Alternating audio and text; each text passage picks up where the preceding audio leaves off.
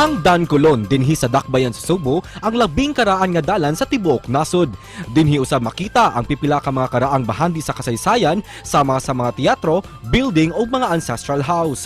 Usa sa mga nagpabiling gabarog nga ancestral house nga padayong nagtindog taliwa sa hagit sa taas nga panahon mao ang Yap-San Ancestral House. Ang Yap-San Ancestral House makita sa Barangay Parian, Dakbayan sa Cebu.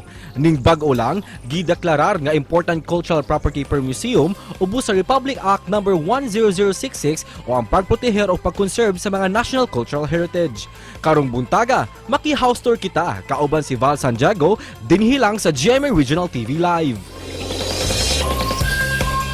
Kapuso usa sa labing inila nga antigong balay din sa Cebu gideklara na karong bag-o nga Important Cultural Property ug mga taga-tin-awan kabahin niini gikan sa Yap-San Ancestral House si Sir Val San Diego makauban nato. Good morning, maupay na aga Sir Val, kumusta? Ay, good morning Cebu, maayong buntag kaninyo tanan. Thank you so much Sir Val for joining us this morning. Gamay lang nga background sir kining declaration sa National Museum of the Philippines, sir, sa Yap-San Ancestral House. Unsa man ni Sir Val o unsay significance ini? Dako kini siya significance sa syudad sa Cebu because the property, the ancestral house is throughout generation will be protected and will be preserved. Nobody can destroy it, nobody can alter it, and it will be conservatively brought in the near future to the next generation. Protektado na siya sa balan. Unsay nahitabo ni sir na proseso Sir Val kining pag-apply nga mahimo siyang ICP or kaning diretso ra na sir bali ang National Museum ug NCAA ang mukha na sir? Actually, you have to apply for it. The process is very long process. It takes kinanglan ang structure is very significant to the country, to the Philippines, to the Filipino people. So it will undertake a lot of stages of kanang mga unsay iyang significance, importance to the society. Background lang Sir Val sa Yap-San Ancestral House. Unsa ni kadugay na tukod o nya murag Chinese heritage ni sir inspired nga balay. Yes. Actually, the house was built 1675 to the 1700. The house was traced to its original owner by American historian Michael Colonnay. He was the one who gave us all the information kinsa among forefathers, no, among mga kalininuan. So in fact, that's why I have to announce this to the Cebuanos that we have here in Cebu a treasure to behold, no? And the treasure it is adding a special precious stone to the crown as the Queen City of the South.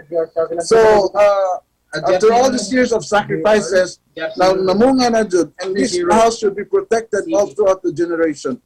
At this point, sir, mamahimo ba, bisan gamay lang, house tour para masuroy sad sa atong mga kaigsuunan nga wa pa kakita sa Yap-San Ancestral House?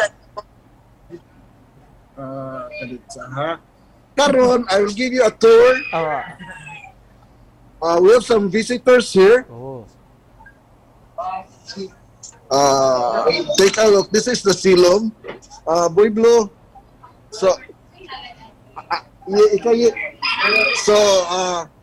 the visitors are given brief orientation about the house.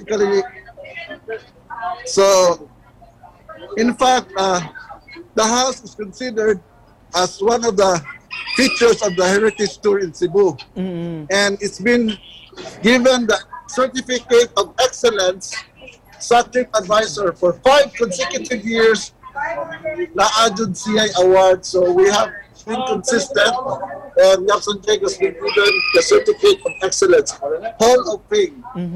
Wow. So here is the tour.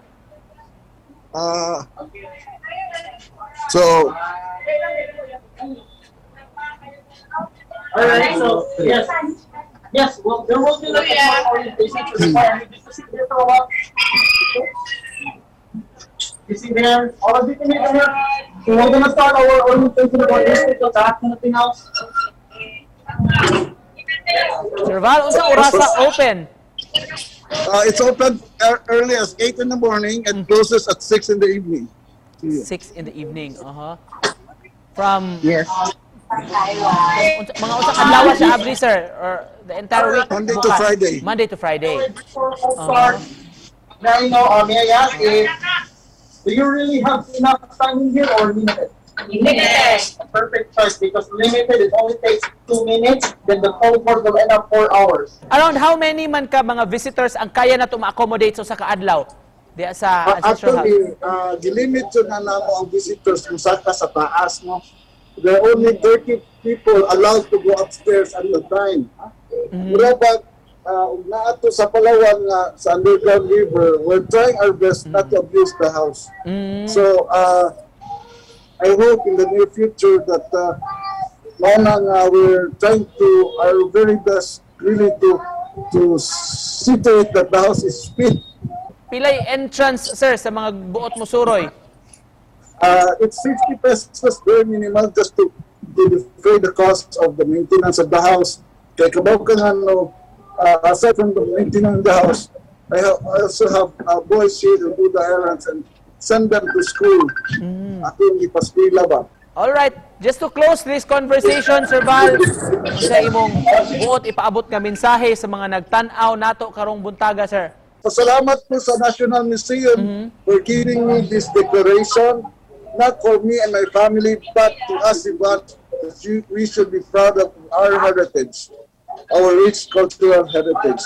Daghang salamat kaayo for giving me this time to share to the rest of the Cebuanos for this para nako dako kayning kadagugan, dako kayning news nato nga Cebuanon.